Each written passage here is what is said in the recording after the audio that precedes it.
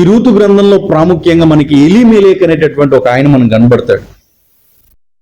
ఆయన భార్య నయోమి. బెత్లెహేములో కరువు వచ్చిందని చెప్పి వీరు ఏం చేశారో తెలుసా అండి? బెత్లెహేం అనే ప్రాంతాన్ని విడిచిపెట్టి అలా చూస్తే మోయాబు దేశం కనబడిందంట. ఆ మోయా దేశంకి మొత్తం 2 పిల్లలతో వీరు వెళ్ళిపోయారు. ఇలా 2 పిల్లలతో వెళ్ళిపోయినప్పుడు అక్కడ ఏదైనా సాధించారనంటే తర్వాత ఏం జరిగిందంటే ఎలీమెలెకు అయినటువంటి ఇంటి యజమానుడు చనిపోయాడు. ఇంటి యజమానుడు చనిపోయిన తర్వాత అప్పటికైనా నయోమికి తెలిసి, నిజమే, మనము దేవుని సెలవు లేకుండా, దేవుని అనుమతి లేకుండా, దేవుని చిత్తము లేకుండా, దేవుని ప్రేరేపణ లేకుండా ప్రాంతాన్ని విడిచి మనం ప్రాంతానికి వచ్చేసాం. ఇది దేవునికి బహుశా ఇది ఇష్టం కాదేమో అని వెంటనే తిరిగి రావాలి. కానీ నయోమి ఏం చేసింది తెలుసు? అక్కడే ఉండిపోవడానికి ప్రయత్నం చేసింది. బైబిల్లో అనేక చోట్ల దేవుడు సెలవిచ్చాడు ఏంటంటే మోయాబు దేశానికి వెళ్ళకండి, మోయాబు ప్రాంతానికి వెళ్ళకండి, మోయాబులతో స్నేహం చేయకండి అని దేవుడు చెప్పాడు. బైబిల్ గ్రంథంలో అనేక సందర్భాల్లో కూడా మనకి అన్య దేశానికి వెళ్ళి దేవుని బిడ్డలు ఆశీర్వదించబడిన వారు కూడా ఉన్నారు. యోసేపు కావచ్చు, దానియేలు కావచ్చు, శద్రకు మేషకులు కావచ్చు, తదితరులు. కానీ వారు దేవుని అనుమతితో, దేవుని సెలవుతో, దేవుని చిత్త ప్రకారంగా దేవుడు వారిని నడిపించారు. కాబట్టి దేవుడు వారిని ఆశీర్వదించాడు. ఇక్కడ ఈ కుటుంబం దేవుని చిత్తము లేకుండా వెళ్ళిపోయిన తర్వాత నయోమికి అప్పటికైనా బుద్ధి రావాలి. కానీ మళ్ళీ ఏం చేసింది తెలుసు? 2 కుమారులు, మహ్లోను, కిలియోను అనే 2 కుమారులకు మోయాబు దేశంలో ఉన్న స్త్రీలతో వివాహం చేసింది. తర్వాత కొన్ని సంవత్సరాలైన తర్వాత 2 కుమారులు చనిపోయారు. ఒకే ఇంటిలో 3 విధవరాలు ఉండిపోయారు. ఇప్పుడు నయోమి ఆలోచించి, అమ్మా మీరిద్దరిటి రండి, ఓర్ఫా అలాగే రూతుని పిలిచి, మీరు యవనస్తురాళ్ళు, మీకు ఇంకా వయసుంది, మీరు చక్కగా వెళ్ళి మరలా మీరు పెళ్లి చేసుకోండి, సంతోషంగా ఉండండి అంటే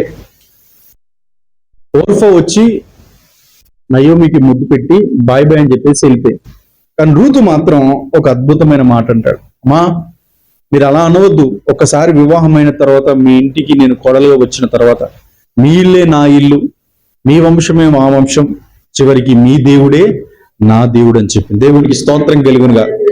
అలాగా చెప్పి తన అత్తతో నయోమితో బెత్లెహేం ప్రాంతానికి వచ్చింది. బెత్లెహేం అనే ప్రాంతానికి వచ్చిన తర్వాత అందరూ నయోమిని చూసి ఇష్టానుసారంగా మాట్లాడినప్పుడు అదంతా కూడా గమనించింది రూత్.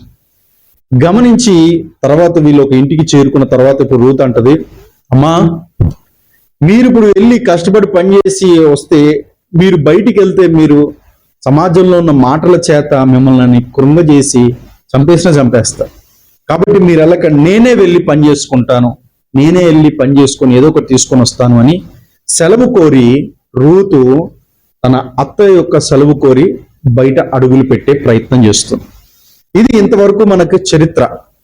ఇప్పుడు తను ఏం చేసింది అంటే తన అత్త అయిన నయోమితో, అమ్మా నేను వెళ్ళి కష్టపడతాను, సరే నా కుమారి వెళ్ళు అన్నప్పుడు దిక్కుతోచని పరిస్థితిలో రూతుకు బెత్లెహేము కానీ అక్కడ ప్రాంతం కానీ ఏమీ తెలియదు, 0 నాలెడ్జ్.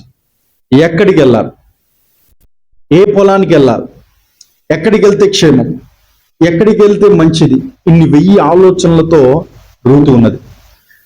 ఈ బైబిల్ ధ్యానించినప్పుడు రూతు ఒక పొలానికి వెళ్ళిందండి. రూతు ఆ పొలానికి వెళ్ళిందనడం కంటే దేవుడు రూతు ఆ పొలానికి నడిపించాడు. దేవునికి స్తోత్రం కలుగును గాక. ఎందుకనంటే 32వ కీర్తనలో 8వ వచనంలో ఓ మాట ఉంటది, అది నాకు చాలా ఇష్టం. నీకు ఉపదేశము చేసేదను, నీవు నడవలసిన మార్గమున నీకు బోధించదు, నీ మీద దృష్టి ఉంచి నీకు ఆలోచన చెప్పాను.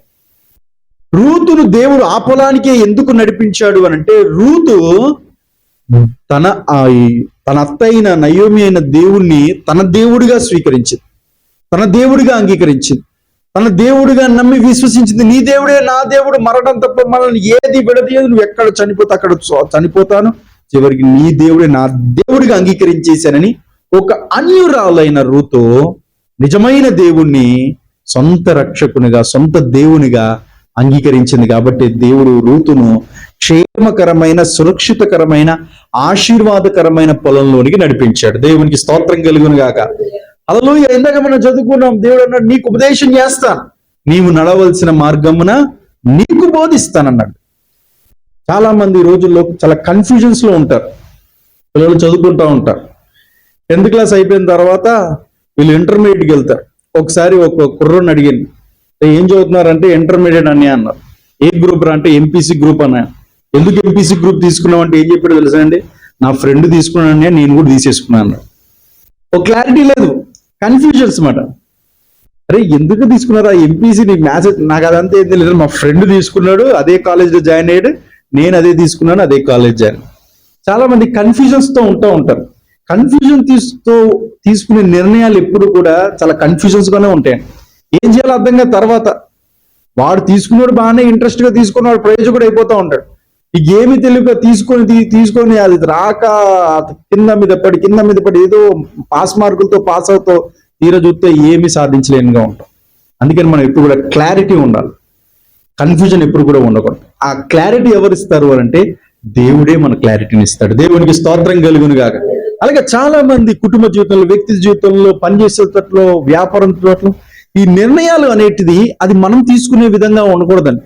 ఆ నిర్ణయాలు ఎప్పుడు కూడా మన దేవుని యొక్క ప్రేరేపణతో, దేవుడే మనలో ఉండి ఆ నిర్ణయానికి మనల్ని అనుమతిస్తేనంట క్షేమకరమైన, సురక్షితకరమైన, ఆశీర్వాదకరమైన మార్గంలో దేవుడు మనల్ని నడిపించుకుంటూ తీసుకుని వెళ్ళిపోతాడు. అది ఎప్పుడు కూడా మనకి క్షేమము అని ఎప్పుడు కూడా గుర్తించాడు. నేను చేసే ప్రార్థనలో ఒక ప్రార్థన ఏంటో తెలుసా, ప్రభువా నా అడుగు పడితే అది నీ చిత్తంలోనే పడాలి. అడుగు నీ చిత్తం కాకుండా వేరే అడుగు పడింది అంటే అది నాకు ఆశీర్వాదం కాదు నాయన. కాబట్టి నీ చిత్త ప్రకారంగా నేను ఒక అడుగు వేసానంటే అది నీ చిత్తం వైపే నడిపించు అని ప్రార్థన చేస్తాను. ఎందుకంటే అది మనకు క్షేమం, అది మనకు ఆశీర్వాదకరం. నేను ఇది ధ్యానించినప్పుడు నాకు అర్థమైంది, రూతు పొలాలు వెతుక్కుంటూ అమ్మయ్య ఈ పొలంలో నేను పరిగెరుకుంటానని వెళ్ళలేదండి. దేవుడే రూతును ఒక శ్రేష్టమైన పొలంలోనికి నడిపించాడు. ఆ పొలంలోకి వెళ్ళిన తర్వాత రూతు ఏం చేసిందంటే పరిగెలేరుకుంటుంది. ఆ రోజుల్లో ఒక నానుడు ఉండేది. ఏంటంటే దేవుడు నియమించిన ఒక అద్భుతమైన నియమం ఏంటంటే, లేవియకాండం, సంఖ్యాకాండంలో ఉంటాయి. ఇజ్రాయేల్ ప్రజలకు దేవుడు ఒక ఆజ్ఞనిచ్చాడు, మీకు సమృద్ధిగా నేను పంటనిస్తాను, సమృద్ధిగా ఆశీర్వాదాన్ని ఇస్తాను. ఈ పంటను మీరు చక్కగా కోసుకోండి, చక్కగా మీరు మీ పిల్లలు చక్కగా తినండి, ఇంకా కూర్చుకోండి. అయితే మీరు కోసేటప్పుడు ఏం చేయాలంటే అక్కడక్కడ పనులను వదిలిపెట్టాలి, విడిచిపెట్టాలి. ఎందుకు అక్కడక్కడ పనులను మీరు విడిచిపెట్టాలంటే మీ ప్రాంతంలోనికి పరదేశులు వచ్చి నివసిస్తారు. అనగా మీ దేశం కాని వారు, మీ ప్రాంతం కాని వారు అప్పుడప్పుడు వచ్చి నివసిస్తూ ఉంటారు.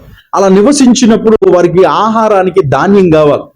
వారు కొంతమంది డబ్బులు ఉండొచ్చు, డబ్బులు లేకపోవచ్చు, ఎవరు తెలిసి ఉండొచ్చు, తెలియకపోవచ్చు. అదే మీరు పరిగెని విడిచిపెట్టి వెళ్ళారనుకోండి, వారు సాక్షాత్తు డైరెక్ట్ పొలంలోనికి వచ్చి ఆ మీరు విడిచిపెట్టిన పనులను పరిగెను తీసుకొని వారు చక్కగా భోజనం వండుకొని తింటారు అని దేవుడు నియమించిన అద్భుతమైన నియమం. దేవునికి స్తోత్రం కలుగును గాక. హల్లెలూయా. అది ఇప్పటికీ కూడా చాలా మంది ఇతరులకు సహాయం చేయగలుగుతున్నారంటే అతని గొప్పతనం కాదు, కానీ అతని హృదయంలో దేవుడు పెట్టిన మనస్సు, దేవుడు పెట్టిన ఆ యొక్క ఇష్టమే అది దేవుని యొక్క గొప్పతనం. అలాగే దేవుడు నియమించిన ఆ విధానాన్ని బట్టి పొలాల్లో పరిగెలు అలా ఉండేటి ఏంటంటే ఆ పరిగెలు పరదేశులు వచ్చి ఏరుకునేవారంట. ఇప్పుడు రూతు కూడా మోయాబు దేశం నుండి వచ్చింది కనుక ఏ పొలంలోనికి వెళ్ళాలన్నప్పుడు ఒక అద్భుతమైన పొలంలోనికి వెళ్ళింది. ఆ పొలం ఏంటంటే బోయాజు పొలం. ఆ బోయాజు పొలంలో పరిగెనేరుకుంటా ఉంది, చక్కగా పరిగెనేరుకుంటా ఉంది. చక్కగా ఆమె యొక్క పనితత్వాన్ని, విధానాన్ని చూసినప్పుడు చాలా ఆశ్చర్యం కలిగిందంట. ఆ పొలము చూసేటటువంటి వ్యక్తి గమనించాడంట. అసలు ఆమెను ఏమాత్రం డిస్టర్బ్ చేయడానికి ఏమాత్రం ఇష్టపడలేదంట. చక్కగా వచ్చి పరిగెరుకుంటా ఉండేదంట. ఒక రోజు ఆ పొలము యజమానుడైన బోయాజు వచ్చి అంత పనులందరినీ గమనిస్తూ ఉన్నప్పుడు ఈ రూతు పరిగెరుకునే విధానాన్ని బోయాజు చూశాడు. బోయాజు చూసి ఆ పొలానికి ఎవరైతే మేనేజర్ గా పెట్టారో అతన్ని పిలిచి, ఆ పొలం చూసుకుని అతన్ని పిలిచి, ఎవరిమే అని అంటే అప్పుడు అతను చెప్తాడు, అయ్యా ఫలానా రూతు మోయాబు దేశం నుండి వచ్చి ఈ విధంగా రూతు తన అత్త నివాసం చేస్తున్నారు, ఇది వీళ్ళ పరిస్థితి అని చెప్పినప్పుడు బోయాజు చూసి గమనించి ఇప్పుడు రూతుతో మాట్లాడుతున్నాడు. ఇది మొత్తం అంత చరిత్ర. ఇప్పుడు మన వాక్య ధ్యానంలోకి వద్దాం. ఇప్పుడు రూతుతో బోయాజు మాట్లాడుతున్న విధానాన్ని ఒకసారి మనం గమనిద్దాం. నా కుమారి, నా మాట వినుము, వేరొక పొలములో ఏరుకొనుటకు పోవద్దు, దీని విడిచిపోవద్దు, ఇచ్చట మా పనికత్తుల యొద్ద నిలకడగా ఉండుము. చాలా. ఇప్పుడు బోయజు రూతుకు ఒక అద్భుతమైన పనిని, లేకపోతే అష్యూరెన్స్ ని, ఒక షూరిటీని, ఒక కన్ఫర్మేషన్ ని, ఒక పర్మనెంట్ జాబ్ ఇచ్చినట్టుగా ఇచ్చేస్తున్నాడు. అమ్మా కుమారి రూతు, ఇదిగో నేను నీకో మాట చెప్తున్నా. ఈరోజు నువ్వు మా పొలంలోకి వచ్చి పరిగెరుకుంటున్నావు. బహుశా రేపు వేరొక పొలంలోకి పరిగెరుకోవడానికి బహుశా నువ్వు వెళ్తావేమో, లేదా ఇంకెక్కడైనా వెళ్తావేమో. ఇది కాకుండా ఇంకొక చోట దొరుకుతుందేమో అని అక్కడ ఒక్కొక్క రోజు ఒక్కొక్క పొలం చోటికి వెళ్ళి నువ్వు ఆహారాన్ని కూర్చుకునే ప్రయత్నం చేస్తావేమో. ఇదిగో నీకో మాట చెప్తున్నాను, ఇంకా నువ్వు వేరే ఒక పొలంలోనికి ఏరుకున్నట్టు అసలు ఏ మాత్రం ఆలోచించాల్సిన అవసరం లేదు. వేరే పొలంలోనికి నాకు ధాన్యం దొరుకుతుందేమో అని అక్కడ వెళ్ళడానికి అవసరం లేదు. ఇదిగో ఇది పొలము, నా పొలమే. నీకు ఎప్పుడు కావాలంటే అప్పుడు వచ్చి పరిగెనేరుకో, లేకపోతే నా పనికత్తులతో పని చేసుకో. నీకు ఇక్కడ ఆహారం ఎప్పుడు కూడా సమృద్ధిగా ఉంటుంది అని బోయజు రూతుకు ఒక పర్మనెంట్ జాబ్ లాగా ఇచ్చేసాడు. దేవునికి స్తోత్రం కలుగును గాక. హల్లెలూయా. చూడండి, ఈ బోయజును, ఈ రూతును ధ్యానిస్తున్నప్పుడల్లా మనం ఆత్మీయ కోణంలో అర్థం ఎలా చేసుకోవాలంటే, బోయజు స్థానంలో మన ప్రభు అయిన యేసుక్రీస్తు వారు, రూతు స్థానంలో మనమే, సంఘం అనేటటువంటి మనమే. మనము కూడా ఎక్కడెక్కడో వెళ్ళి తిరిగి నిజమైన దేవుని పొలంలోనికి మనం వచ్చాం. సంఘం అనేటటువంటి పొలంలోనికి మనము అడుగు పెట్టాం. ఈ సంఘం అనే పొలంలో మనం అడుగు పెట్టిన తర్వాత ఈ పొలము యజమానుడైన యేసుక్రీస్తు ప్రభు వారు ఉన్నారు కనుక దేవుడు మనతో మాట్లాడుతున్నానంటే, సంఘంలోనికి నువ్వు అడుగు పెట్టావు, విశ్వాసంలోనికి అడుగు పెట్టావు, ఇంకా నీకు కన్ఫర్మేషన్ ఇచ్చేస్తున్నాను. ఇంకా నువ్వు ఎక్కడికి వెళ్ళాల్సిన అవసరం లేదు, ఎక్కడ ఆలోచించాల్సిన అవసరం లేదు. ఇది కాకుండా మరి ఇంకొక చోట అని ఈ విధమైన కన్ఫ్యూజన్ నువ్వు పెట్టుకోవద్దు. ఇక్కడే నేను నీకు సమృద్ధి అయిన ఆత్మీయ ఆహారాన్ని నీకు అనుగ్రహిస్తున్నానని దేవుడు చెప్తున్నాడు. దేవునికి స్తోత్రం. హల్లెలూయా. అసలు రూతు ఈ నిజమైన దేవుణ్ణి తెలుసుకున్న తర్వాత రూతు జీవితం క్రమక్రమంగా మారుతున్న విధానాన్ని చూస్తే మనకు ఆశ్చర్యం కలుగుతూ ఉంటుంది. అందుకే బైబిల్లో మాట ఉంటుంది, ఏంటో తెలుసా అండి? రుచి చూసి తెలుసుకొనుడి యెహోవా ఉత్తముడని. మన దేవుని యొక్క ప్రేమ, దేవుని యొక్క గొప్పతనము, దేవుని యొక్క కరుణ, దేవుని యొక్క క్షమాగుణము, దేవుని యొక్క ఆశీర్వాదము, ఇదంతా మనం ఎలా తెలుసుకోగలమంటే ఆ దేవుని రుచి చూస్తే తెలుస్తుంది అంట. రుచి చూడని వారికి ఈ దేవుడు అంటే అర్థం కాదు, ఈ విశ్వాసం ఏంటో అర్థం కాదు, ఈ సంఘ జీవితం అంటే ఏంటో అర్థం కాదు. రుచి చూడలేని వారికి ఇదంతా కూడా ఏదో మతం అని, లేకపోతే ఏదో అమెరికా దేవుడు అని, ఆ దేవుడు అని, ఈ దేవుడు అని ఎన్నెన్ని విమర్శలు చేస్తూ ఉంటారండి. యూట్యూబ్లు చూస్తూ ఉంటారు కదండి, ఎన్నెన్ని విమర్శలు అంటే వారికి తెలియదు ఈ దేవుడి గొప్పతనం ఏంటి. కానీ రుచి చూసిన వారికి మన దేవుని యొక్క గొప్పతనం తెలుసు. అందుకనే రుచి చూసి తెలుసుకున్నది యెహోవా ఉత్తముడని వాక్యం సెలవిచ్చిన ప్రకారం రుచి చూసి తెలుసుకున్న వారు దేవుని అంట గట్టిగా పట్టుకుంటారు. కష్టమైన, నష్టమైన, శ్రమైన, ఇబ్బంది అయినా మరి ఏదైనా సరే దేవుని విడిచిపెట్టారు, సంఘాన్ని విడిచిపెట్టారు, మందిరాన్ని విడిచిపెట్టారు. ఎందుకంటే ఈ రుచి తెలుసు కాబట్టి. చూడండి, ఈ ఆహార విషయంలో బిర్యానీ అంటే ఇష్టం ఉన్నవాడికి ఏదైనా వెజ్ కర్రీ పెట్టే ప్రయత్నం చేయండి, వెజ్ భోజనమా బిర్యానీ అని పెట్టే ప్రయత్నం చేయండి. మనోడికి ఈ బిర్యానీ బాగా రుచి చూసి తెలుసు కాబట్టి ఈ బిర్యానీ దగ్గరికి వెళ్ళిపోతారు, మనసంతా, ఆలోచన అంతా. ఎందుకంటే దీని టేస్ట్ తెలుసు, దీన్ని తినేటప్పుడు ఆ ఎంజాయ్ ఏంటో తెలుసు, ఆ రుచి ఏంటో తెలుసు కాబట్టి దీని మీద దృష్టి వెళ్తా ఉంటాం. అలాగే మన దేవుని యొక్క ప్రేమ జుంటి తేనె దారుల కన్నా మధురమైనది అంటాడు. దేవునికి స్తోత్రం కలుగునుగా. రుచి చూసిన వారికి ఈ దేవుని విడిచిపెట్టబుద్ధి అవ్వదు, మందిరాన్ని విడిచిపెట్టబుద్ధి అవ్వదు, సహవాసాన్ని విడిచిపెట్టబుద్ధి అవ్వదు. రుచి చూడని వారికి మాత్రమే ఈ దేవుడేంటో, ఈ విశ్వాసం ఏంటో, ఈ సంఘం ఏంటో రకరకాల విమర్శిస్తూ ఉంటారు. రూతు అంట దేవుణ్ణి తెలుసుకుందంట. తన అత్త వెళ్ళిపోతాం, నీ దేవుడే నా దేవుడు, నేను కూడా వస్తాను, నీ దేవుని నమ్మి విశ్వసించింది కనుక రూతుని దేవుడు క్షేమకరమైన సురక్షితమైన మార్గాలను కూడా నడిపిస్తూ ఉన్నాడు. రూతు పట్ల బోయాజు హృదయంలో దేవుడు ప్రేమను పెట్టాడు. దేవునికి స్తోత్రం కలుగును గాక. ఇప్పుడు బోయాజు అంటాడు, అమ్మా కుమారి, ఇంకా నీకు నో సెకండ్ ఆప్షన్, ఇంకొక ఆలోచన పెట్టుకోవద్దు. ఇదిగో నీకు సమృద్ధి అయిన ఆహారాన్ని నేను ఇక్కడ ఇచ్చేసి.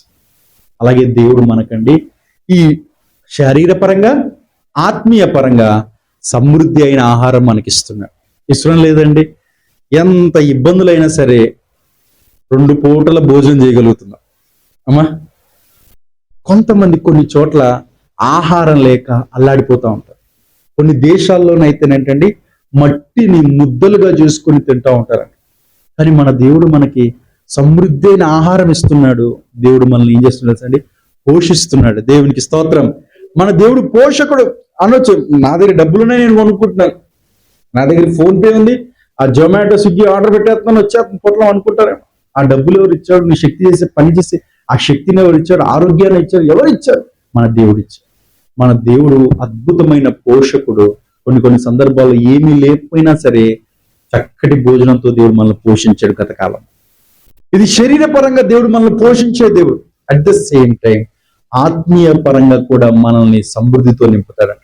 చూడండి, కొన్ని సందర్భాల్లో దిగులుతో, బాధతో, నిరాశ, నిస్పృహతో, అసలు ఏమాత్రం మనసు సరిగా లేకుండా బాధతో ఉన్నప్పుడు ఎన్ని సందర్భాల్లోనండి ఈ ఆత్మీయ ఆహారం చేత దేవుడు మనల్ని బలపరిచాడు. దేవుడు మనకు ధైర్యాన్ని ఇచ్చాడు. దేవుడు మనకు కొండంత భరోసాని ఇచ్చాడు. దేవుడు మనకి ఎంత ఆదరణ ఇచ్చాడు. దేవుడు మనకి ఎంత సమాధానాన్ని ఇచ్చాడు. దేని వలన? దేవుని వాక్యం వలన. అందుకని ఈ వాక్యాన్ని ఏమన్నారంటే జీవాహారం అన్నారు. శరీరపరంగా పోషించడం మాత్రమే కాదు, మన దేవుడు ఆత్మీయ పరంగా కూడా మన ఆత్మను పోషిస్తున్నాడు. బోయాజు ఋతుతో అన్నట్టుగా దేవుడు మనతో చెప్తున్నాడు, నిన్ను పోషించువాడను నేనే.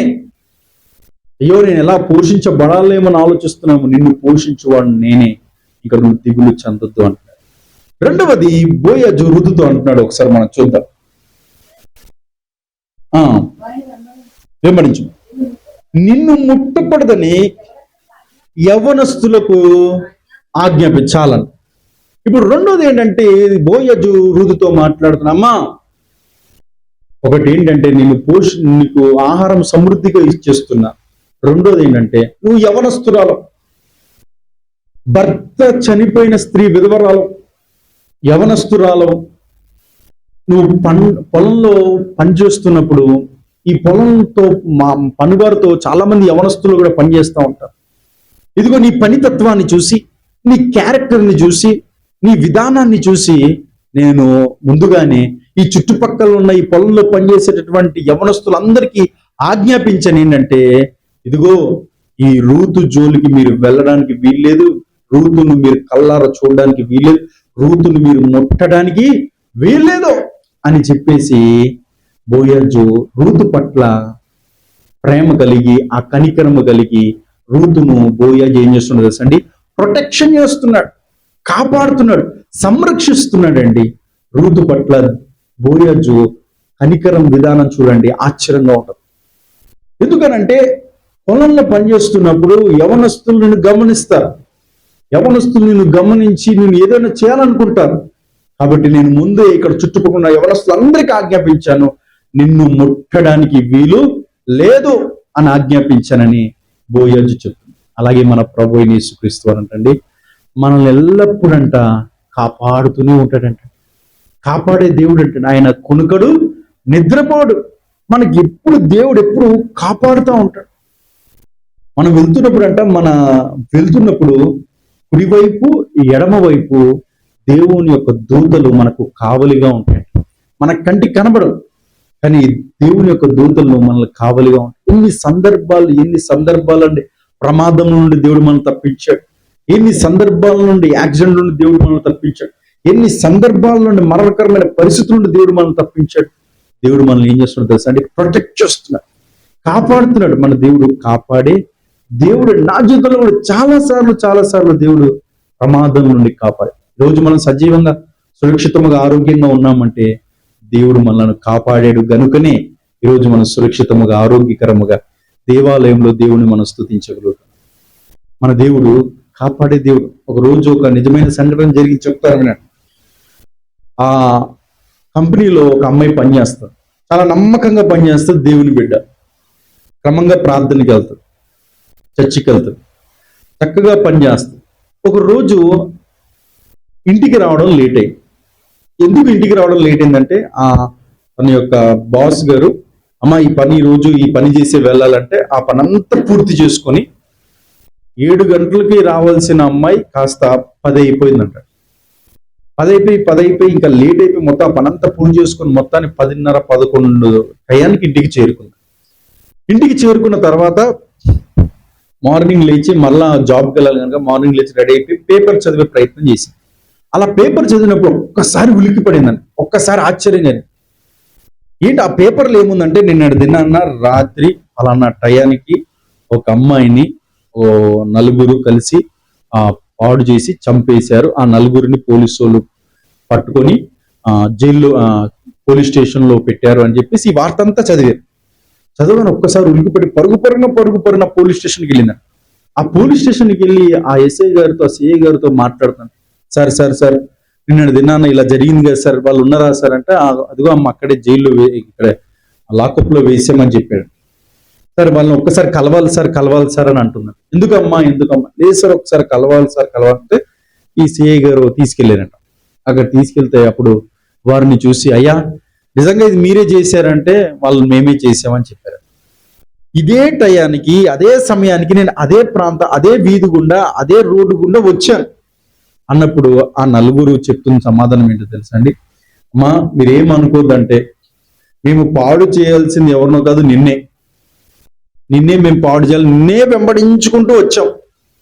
వెంబడించుకుంటూ వస్తే మరి ఏమేమి తెలియదు, మధ్యలో ఇటు 2 బలమైన వ్యక్తులను మేము చూసరికి సడన్ గా వీళ్ళిద్దరు ఎవరు వచ్చారు ఏంటని మేము ఆశ్చర్యపోయి భయపడిపోయి దాక్కున్నాం. నువ్వు వెళ్ళిపోయావమ్మా, అదే దారిలో ఇంకొకరు వస్తే ఆమెను మేము పాడు చేసి చంపేశామని నిజం చెప్పారు. అప్పుడు ఆమెకు ఆశ్చర్యం కలిగిందంట. అప్పుడు సిఏ గారికి ఇది ఏంటి అర్థం కాదు, ఏంటమ్మా అంటే అప్పుడు ఈమె చెప్తుంది, సార్ నేను చర్చికి వెళ్తున్నటువంటి విశ్వాసురాలని, దైవ భయం కలిగిన విశ్వాసురాలని ప్రార్థన చేసుకుంటాను సార్. నేను బయటికి వెళ్తున్నప్పుడు వస్తున్నప్పుడు, జాబ్కి వెళ్తున్నప్పుడు, జాబ్ నుండి వస్తున్నప్పుడు ప్రార్థన చేసుకుంటాను సార్. అలా ప్రార్థన చేసుకుంటే మా దేవుడు మాకు కావలిగా ఉంటారని మేము బైబిల్ వాక్యాలు చదివాం సార్. కాబట్టి నిన్నటి దినాన్ని నేను మరణించవలసింది సార్, కానీ దేవుడు నన్ను కాపాడాడు, ప్రొటెక్షన్ చేశాడు సార్ అని ఆమె చెప్పిందంట. నిజంగా దేవునికి స్తోత్రం కలుగునుగా. చూడండి, మన దేవుడు మనల్ని కాపాడే విధానం చూస్తే మనకు ఆశ్చర్యం కలుగుతూ ఉంటుంది. కంటికి రెప్పవలే దేవుడు మనలను అనుదినము కాపాడుతూ ఉంటాడు, ప్రొటెక్షన్ చేస్తూ ఉన్నాడు. అదే సమయంలో సైతాన్ యొక్క కబంధ హస్తాల్లోకి వెళ్లకుండా వాడు ఎప్పుడు కూడా మనల్ని మృంగుదునా అని గర్జించు సింహం వలె వాడు ఎదురు చూస్తూ తిరుగుతూ మనల్ని ఎప్పుడైతే దొరికితే చాలు మనల్ని మింగేద్దామని చూస్తూ ఉంటే వాడంట మనల్ని ముట్టడానికి కూడా దేవుడు అధికారం ఇవ్వలేదంట. వాడికి దేవుడు మనల్ని అంతగా ప్రొటెక్ట్ చేస్తున్నాడంట, కాపాడుతున్నాడు. దేవునికి స్తోత్రం కలుగునుగా. బోయాజు రూతు అంటున్నాడు, అమ్మా ఇక్కడ పని చేసుకుంటున్నావు కదా, నీ ప్రొటెక్షన్ ఏంటో, ఎవరు వచ్చి నిన్ను ఏం చేస్తారని బహుశా భయపడుతుంటావేమో. భయపడొద్దమ్మా, ఎప్పటికీ భయపడొద్దు. నిన్ను ముట్టకూడదని నేను యవ్వనస్తులకు ఆజ్ఞాపించేశాను. ఎవరు కూడా నిన్ను కన్నెత్తి చూడరు, నిన్ను ముట్టడానికి వారికి ఏ అధికారం లేదు, వారు భయపడేటట్టుగా నేను వారికి ఆజ్ఞాపించేశానని బోయాజు రూతుతో చెప్తున్నారు. నిజమేనండి, రోజుల్లో కూడా పని చేసే చోట్ల ఎంతమంది శోధించబడతారో తెలుసా. పని చేసే చోట్ల పాపం ఎక్కువగా ప్రవేశిస్తూ ఉంటుంది. ఈ సాఫ్ట్వేర్ జీవితాలలో అయితే కలిసే జాబులు చేస్తూ ఉంటారు, కలిసే తిరుగుతూ ఉంటారు, కలిసి ఈ విధంగా విచ్చలవిడిగా తిరుగుతూ ఉంటారు. కానీ దేవుని బిడ్డలు ఎక్కడ పనిచేస్తున్నా సరే, ఎక్కడ ఉన్నా సరే దైవ భయం కలిగి ఉండి దేవుడి చిత్త ప్రకారంగా నడుచుకోవాలి. రూతు ఒకవేళ బహుశా అనుకుంటుందేమో, ఇక్కడ పొలంలో పని చేస్తున్నాను, నేను ఒక్కదాన్నే వచ్చాను, నన్ను ఎవరైనా ఏదైనా చేస్తారేమో అని బహుశా భయపడి ఉండొచ్చు. బోయాజు రూతు అంటాడు, అమ్మా రూతు నువ్వు భయపడదు, యవనస్తులు ముట్టకూడదు, నేను నీకు వాళ్ళకి ఆజ్ఞాపించేసాను కాబట్టి నువ్వు ధైర్యంగా ఉండు అని బోయాజు రూతుతో చెప్తున్నాడు. మూడవదిగా మనం చూద్దాం, నీకు దాహమగునప్పుడు కుండలెద్దకు పోయి పనివారు చేదిన నీళ్లు త్రాగుమని చెప్పాను. మూడవదిగా దాహాన్ని తీరుస్తున్నాడు. బోయాజు ఏం చేస్తాడండి? దాన్ని తీరుస్తున్నాడు. అమ్మా నువ్వు ఇక్కడ పని చేసుకుంటా ఉంటావు, నువ్వు పని చేసుకొని పరిగె నేర్చుకుంటా ఉంటావు, నీకు దాహం అవుతుంది. అలా దాహానికి మరలా ఇంకొక చోటికి వెళ్తావేమో, ఎక్కడన్నా వెళ్తావేమో. అమ్మా నీకు ఒక విషయం చెప్తున్నాను, నీకు దాహమైతే చాలు, ఇదిగో ఇక్కడ కుండలు రెడీగా ఉన్నాయి, ఆ కుండల్లో నీళ్లు రెడీగా ఉన్నాయి. నీకు దాహమైనప్పుడల్లా నీకు ఎవరిని అడగాల్సిన అవసరం లేదు. అదిగో నీ కొరకు కుండల్లో నీళ్లు సమృద్ధిగా ఉంచాను, నువ్వు వెళ్ళి నీ దాహాన్ని తీర్చుకోమ్మా అని బోయజు రూతుతో చెప్తున్నాడు. అలాగే మన ప్రభు అయిన యేసుక్రీస్తు మన దాహాన్ని తీర్చేవాడండి. దేవునికి స్తోత్రం కలుగును గాక. హల్లెలూయా. మన దాహాన్ని తీర్చే దేవుడు. మనం అనుకుంటా ఉంటాం ట్యాప్ తిప్పితే వాటర్ వచ్చేస్తుందండి, కొంటే వాటర్ వచ్చేస్తుందండి. అసలు ఈ వాటర్ అంతా ఎవరిచ్చారండి? ఒకసారి ఆలోచించండి. అసలు మనం వాటర్ తాగుతున్నాం, వాటర్ యూజ్ చేసుకుంటున్నాం, వాటర్ కదా. అసలు ఈ వాటర్ ఎవరిచ్చారు? దేవుడు కలుగజేశాడు. దేవునికి స్తోత్రం. మానవునికి ఏది కావాలో మానవుని నిర్మించక ముందే దేవుడు సమస్తమును సమకూర్చేశాడు. గాలిని, నీరును, చెట్లను అన్ని కూడా ఆదామును క్రియేట్ చేయక ముందే దేవుడు ఇవన్నీ క్రియేట్ చేసి ఇవన్నీ మనిషికి ఉపయోగపడేటట్లుగా దేవుడు చేశాడు. దేవునికి స్తోత్రం కలిగిన ఎంత గొప్ప దేవుడు అండి. మన పట్ల ఎంత గొప్ప ప్రణాళికలు కలిగి ఉండే దేవుడు అండి. మన పట్ల ఎంత ఉద్దేశాలు కలిగి ఉండే మానవుడి కంటే అండి ఈ మన కళ్ళారా చూస్తున్న ప్రతీది కూడా ఏదో ఒక విధంగా ఉపయోగపడేటట్టుగానే ఉంటుందండి. ఉపయోగపడేటట్టుగా ఉంటుందండి. ఒక రోజు నేను ప్రయాణం చేస్తూ ఉన్నప్పుడు ఆ విజయవాడ అలాగే తూని వైజాగ్ అలా వెళ్తున్నప్పుడు పెద్ద పెద్ద కొండలు కనబడతా ఉంటాయి. అలా పెద్ద పెద్ద కొండలు కనబడినప్పుడు నాకు ఒక ఆలోచన, ఈ కొండల వల్ల ఉపయోగం ఏంటి, ఈ కొండల వల్ల ఉపయోగం ఏంటి అని ఒక పెద్ద ఆలోచన వచ్చింది. మీకు ఎప్పుడైనా వచ్చిందండి? కొన్ని దానికి సమాధానం చెప్తారు. కొండలు పెద్ద పెద్ద కొండలు ఉంటాయి కదండి, ఉపయోగం ఏంటండి అని అనుకుంటే ఆ కొండ ఇప్పుడు మన రోడ్డు ఉంది కదండి, ఆ రోడ్డు ఎలా వేస్తున్నారు అనుకున్నాం? అది వాటిని అంతా చేసి దంచి అవన్నీ చేసి దాన్ని మొత్తం గ్రైనైట్ ఇవన్నీ పగలగొట్టి మనకి ఏం చేస్తున్నారండి? రోడ్లు కానీ, కంకర కానీ, రైల్వే మార్గాలు కానీ ఇవన్నీ కూడా ఆ కొండల నుంచి వస్తుంది. అంటే చూడండి, మనిషికి ఏది కావాలో దేవుడు ముందుగానే సృష్టించి ఏర్పాటు చేశాడు. అవన్నీ మనిషికి ఉపయోగపడేట్లు దేవుడు చేశాడండి. ఎంత అద్భుతమైన జ్ఞానం కలిగిన దేవుడు అండి. మన దాహాన్ని తీర్చేది కూడా మన దేవుడు. బైబిల్ గ్రంథంలో అనేక మంది దాహాలను దేవుడు తీర్చాడు. వాటి వివరించడానికి సరిపోదు కానీ ఉదాహరణ చెప్తా ఉంటాను. సంసోను 1000 మందిని గాడిద దవడ ఎముకతో చంపేస్తాడండి. అసలు ఎంత బలవంతుడు అంటే సంసోను అంత బలవంతుడు అంతకు ముందు పుట్టలేదు, తర్వాత కూడా పుట్టడండి. అంత బలాన్ని దేవుడు సంసోనుకి ఇచ్చాడు. ఎందుకనంటే తన చిత్తం కొరకు ఇచ్చాడు. కానీ సంసోను ఆడవారి కొరకు ఉపయోగించుకుంటూ వచ్చాడు. అది వేరే సబ్జెక్ట్. కానీ ఇప్పుడు గాడిద దవడ ఎముకతో 1000 మందిని చంపేస్తున్నాడు. అక్కడ చంపేసి మొత్తం అందరిని చంపేసిన తర్వాత సంసోను దాహం అవుతుంది. అది ఎలాంటి దాహం అంటే ఇక చచ్చిపోతాడేమో అనేటటువంటి పరిస్థితికి వచ్చేసాడు సంసోను. ఇక నేను చచ్చిపోతానేమో, నీళ్లు తాకపోతే చచ్చిపోతానేమో అనేటటువంటి పరిస్థితికి వచ్చేసాడు సంసోను. ఇప్పుడు ఆ సమయంలో సంసోను ఏమన్నా యుద్ధానికి వెళ్ళేటప్పుడు వాటర్ బాటిల్ తెచ్చుకున్నాడా, లేకపోతే వాటర్ క్యాన్ తెచ్చుకున్నాడా, లేకపోతే పరిగెత్తుకుని ఇంటికి వెళ్ళి వాటర్ తాగే పరిస్థితి? అలసి సొలసి నీరసించిపోయి 1000 మందిని చంపాడండి. ఎంత శక్తి పోయి ఉంటుంది. అలా చంపిన తర్వాత దాహానికి చచ్చిపోతానేమో అని అనుకొని అప్పుడు ప్రభువా అని దేవునికి మొర పెడితేనంట దేవుడు సంసోను కొరకు అక్కడ ఒక బండను దేవుడు చీల్చాడంట. దేవునికి స్తోత్రం కలుగా. అలా బండను చీల్చగానే ఉబుక్కుమన్ను వాటర్ వచ్చినాయంట. ఆ వాటర్ సంసోను తాగి సేద తీరాడు. మన దేవుడు మన దాహాన్ని తీర్చేవాడు. అలానే శరీరపరంగానే కాదు, ఆత్మీయ దాహాన్ని కూడా మన దేవుడు తీరుస్తాడు. మనకు దాహం ఉండాలంట. ఏ దాహం? డబ్బు దాహం కాదు, ఆస్తుల దాహం కాదు, సంపద దాహం కాదు. ఈ దాహం శరీరపరంగా మనం కలిగి ఉంటామేమో వీటి, కానీ మనం ఒక దాహం కలిగి ఉండాలి. ఏంటంటే ఆత్మీయ దాహం కలిగి ఉండాలి. ఇప్పుడు వాటర్ తాకపోతే మన శరీరం ఎలా అల్లాడిపోతుందో అలా మన ఆధ్యాత్మిక జీవితంలో ఈ యొక్క వాక్యాన్ని మనము నెమరు వేయకపోతే, వాక్యాన్ని మనము సేదరిపోతే మన హృదయం అలా విలవిల్లాడిపోతా ఉండాలి. అందుకని మన ఆత్మీయ దాహాన్ని కూడా తీర్చేదేవుడు అంటే దేవుడు వాక్యంతో పోల్చేటంటే వాక్యము నీటి వంటిది. వాక్యం ఏంటంటే నీటి వంటిదని దేవుడు పోల్చాడు. మన ఆత్మీయ దాహాన్ని కూడా మన దేవుడు తీరుస్తుంది. ఇప్పుడు శరీర దాహం అయినప్పుడు వాటర్ తాగితే మనం ఎంత సేద తీరుతామో అలాగే మన ఆత్మీయకు దాహం ఉంటుంది.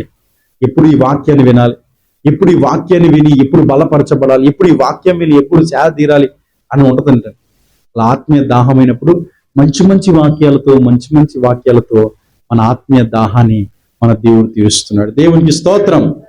ఈ 3 విషయాలు బోయజు రూతుతో చెప్పి, అమ్మా ఇంక నీ జీవితానికి డోకా ఉండదు, నీకు ఎప్పుడు ఆహారం కావాలంటే అప్పుడు ఇక్కడ సిద్ధంగా ఉంది, నువ్వు పరిగెరుకోవచ్చు, కావాలంటే పని చేసుకోవచ్చు, గోధుమలంతా ఈ పరిగంతా నీకే అని చెప్పాడు.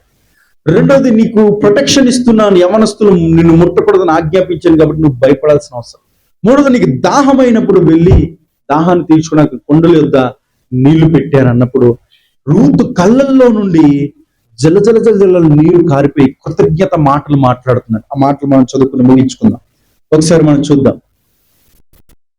అందుకు ఆమె 10వ వచనం, అందుకు ఆమె సాగిలపడి తల వంచుకొని, ఏమి తెలిసి పరదేశినైనా నాయందు లక్ష్యముంచి నీకు కటాక్షము కలిగెను అని చెప్పగా, బోయజు, నీ పెనిమిటి మరణమైన తర్వాత నీవు నీ అత్తకు చేసినదంతయు నాకు తెలియబడిన చాలండి. ఈ మాట మనం చదువుకుని ముగించుకుందాం. కృతజ్ఞత కన్నీళ్లతో రూతు బోయజు దగ్గరికి వచ్చి, అయ్యా, ఏమి తెలిసి పరదేశినైన నా పట్ల ఇంత ప్రేమ, ఇంత కనికరం, ఇంత జాలి, ఇంత దయను, ఇంత నా పట్ల నువ్వు చూపించావని కృతజ్ఞత కన్నీళ్లతో బోయజును రూతు అడుగుతా ఉన్నాను. ఎప్పుడైనా మనము దేవుని అడిగామా? ఇలాగ మనం అడగవలసిన వారమై ఉన్నాం. అందుకనే దేవుడు ఈ వాక్యం రాయించు. ఎప్పుడైనా అడిగామా, ప్రభువా అది ఇచ్చే, ప్రభువా అది చేసే, ప్రభువా నా కుటుంబంలో ఇది ఇచ్చే. మనదంతా కూడా స్వార్థ ప్రార్థనలు అంటాడు. ఏంటండి, ప్రార్థనలో ఎంతో కొంత స్వార్థం ఉంటుందంట. స్వార్థం అంటే, ప్రభువా నాకు అది ఇచ్చే, నాకు నాకు నాకు నాకు నాకు మాకు మాకు మాకు ఎప్పుడు ఇదే గోల. కానీ కృతజ్ఞతలో స్వార్థం ఉండదు. కృతజ్ఞతలో ఎందుకు స్వార్థం ఉండదు తెలుసా అండి? అంత దేవునికి చెల్లించడం, దేవునికి స్తోత్రం కలిగారు. ఇవ్వటంలో స్వార్థం ఉండదు. దేవునికి స్తుతులు చెల్లించడంలో, దేవునికి కృతజ్ఞత చెల్లించడంలో ఎక్కడ స్వార్థం కనబడదు. మనకున్నదిని దేవునికి చెల్లిస్తాం, దీంట్లో స్వార్థం ఉండదు. కానీ ప్రార్థనలో స్వార్థం ఉంటుంది.